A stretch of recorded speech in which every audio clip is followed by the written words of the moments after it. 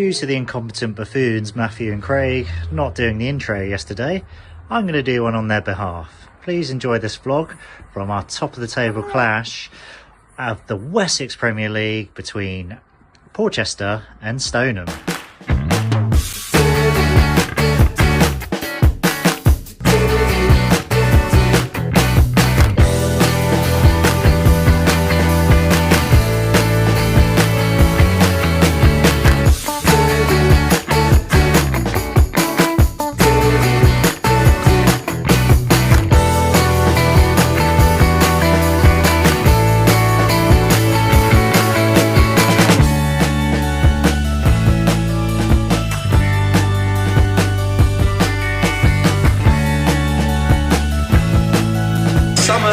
Spring has finally hit the air, so doing something a little bit outside now because the weather's not too cold. Craig gets his little delicate fingers getting a bit cold sometimes.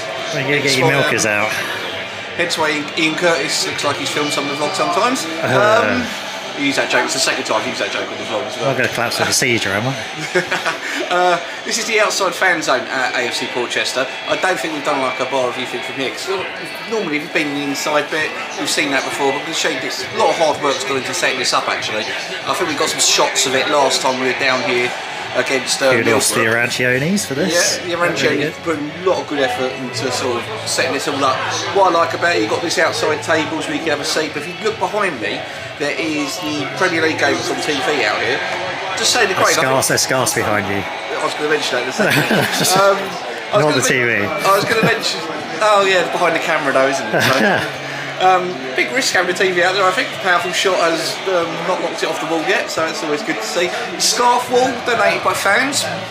Very good. And it's got all those scarves there, and you can see the Arancionis doing a good job as well, keeping that. It looks absolutely amazing. The beer on tap, I've gone for a Cobra.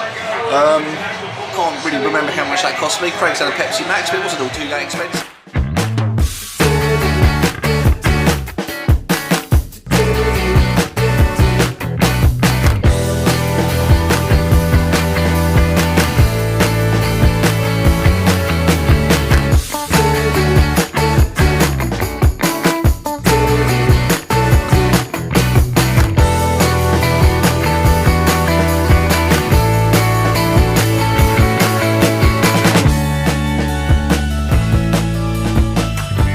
Tell us a little bit about your role at the club. Yeah, a little bit like non-league football. It's a little bit of jack of all trades, really. So, vice chairman, so the roles on the committee and helping, supporting the chairman and the rest of the committee and the things that we do on and off the pitch. Also, sort of head up media. So, I had a 20-odd year career in local journalism. So, I utilise my skills on all the media front. And also recently I've taken on doing the kit man role when Ben left to go to Pompey.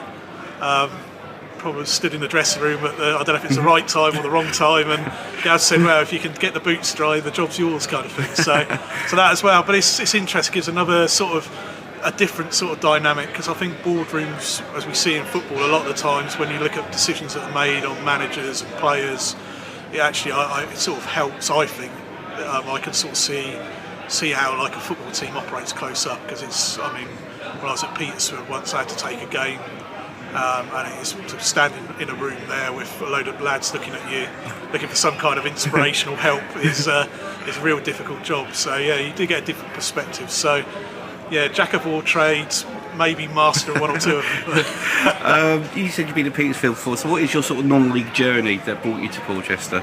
So started at Petersfield 2007.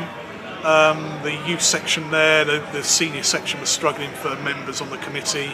I was editor of the local paper up there, the Petersfield Post, and the guy who was youth chairman, Ian Essay, up there asked me to get involved.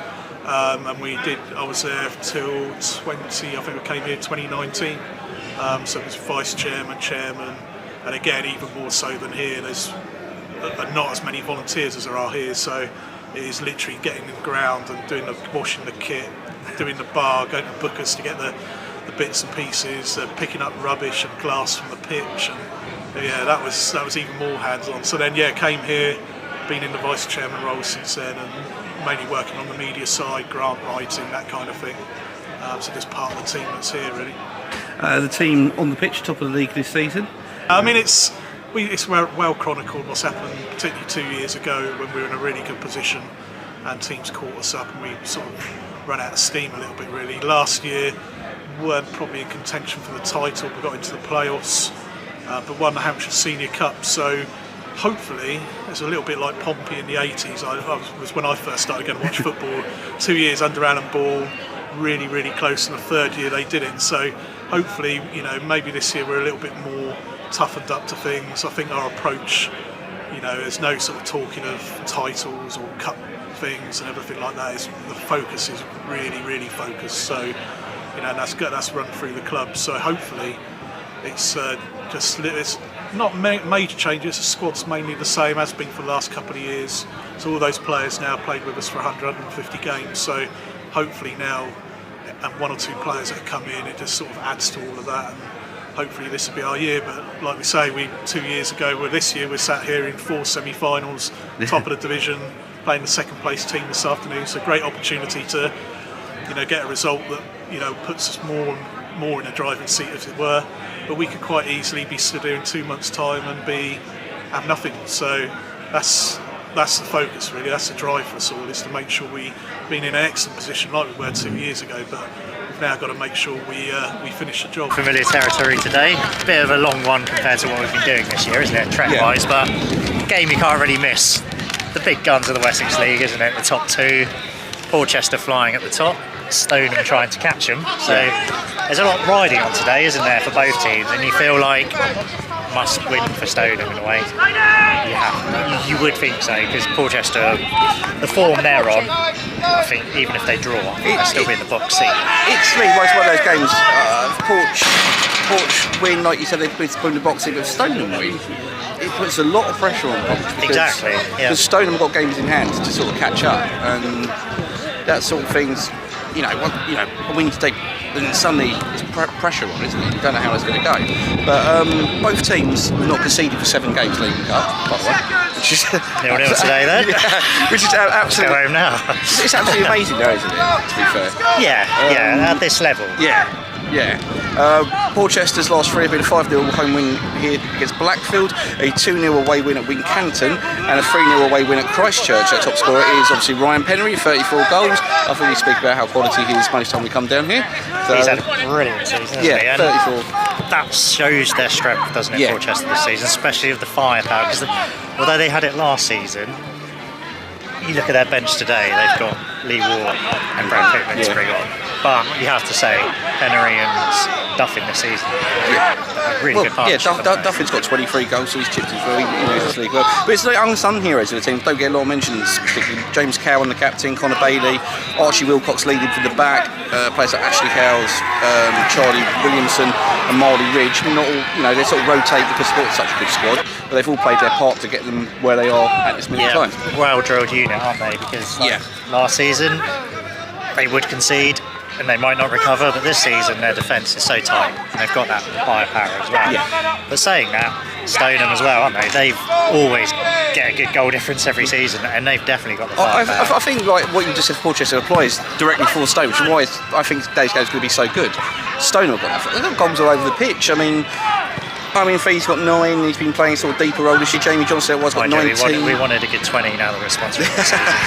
So. Tyrrell's been playing that wide, he's got 31 goals, he's their top scorer. The last 3 games was a 3-0 win away to Hamrack, a 4-0 home win against Hive, and a 0-0 against Blackfield.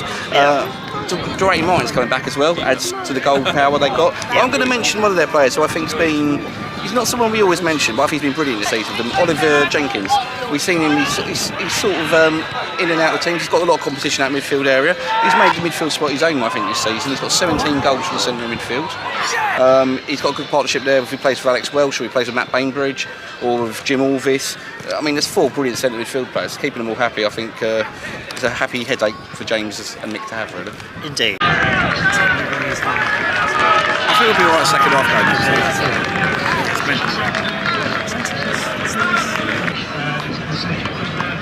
Ross ain't playing today. Ross Casey. Why are you doing that stretch again?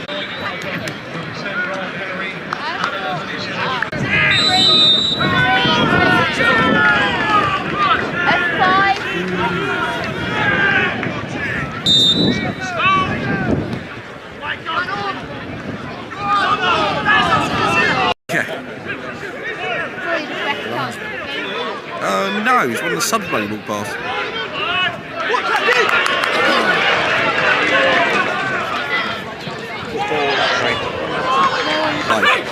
Bravo.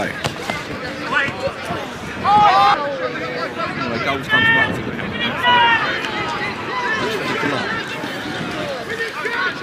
Just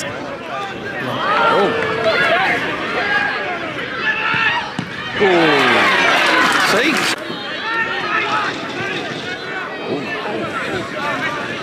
That's a boss bucket.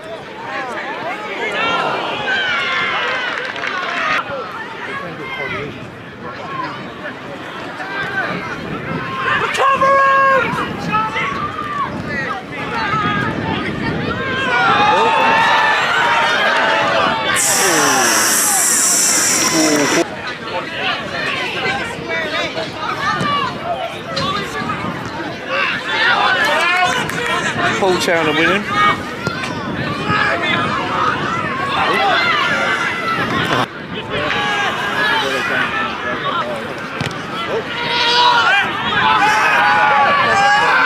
So score is Portchester 0, Stoneham 0. In our half professional vlogging opinion, Half professional? not a classic. Half professional? Since when? Well, we're getting there. We're getting there. Yeah, not many chances for either team. Portchester's best chance came from a route one ball, didn't it? It did. Steve Beaufort with a long kick up the pitch. Ryan Penry thought he was in. Callum Lee actually quite well just to block the shot. Fortunately, I didn't get it because someone walked in front of the shot. Yeah, so we've missed our only chance of the game so far. Tyrrell Sampson had a really good chance for Stoneham, about 23 minutes. He's literally cut in, and it's a good save from Mofap actually. He's done well to push it wide past the post. Yeah, they had another chance and they threw nearly an own goal, wasn't it, Portchester? A bit of miscommunication between their number 4 and the goalkeeper. Yeah, Jack Lee, but to be fair, he sort of knocked him up. He cleared off the line, didn't really want to get off the line, and there was a bit of a scramble in the box as well, and Mofap did quite well. Yeah. But it's two teams I think are cancelling each other out. It's been a battle of defences really, I think.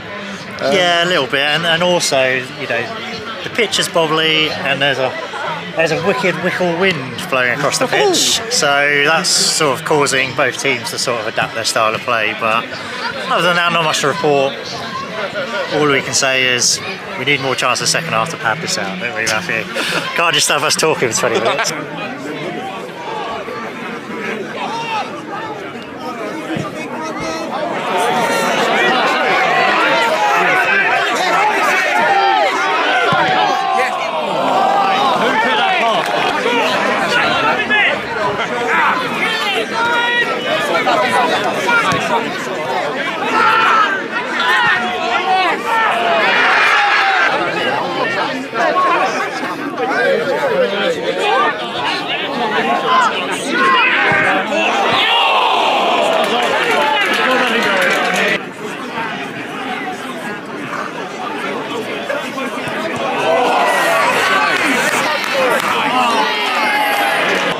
What happens when you end up?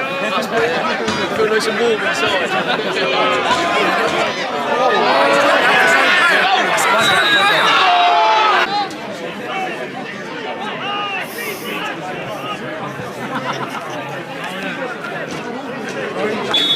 You could do it with straw.